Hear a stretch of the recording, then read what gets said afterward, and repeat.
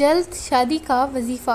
अस्सलामुअलैकुम। हमारे माशरे में यूँ तो बहुत मसले हैं, लेकिन एक बहुत बड़ा मसला शादी का भी है। कोई मुनासिब रिश्ता नहीं मिल रहा, रिश्ता मिल जाए तो फरमाइशों की लंबी लिस्ट ख़त्म हो नहीं होती। इस वजह से बेचारे वालिदैन अपनी बच्चियों की शादी ना होने की वजह से परेशान नज़र आते हैं।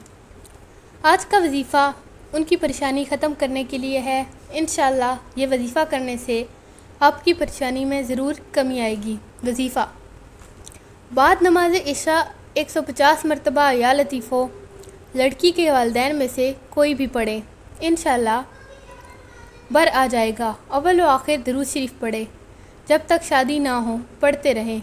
वजीफ़ा नंबर 2।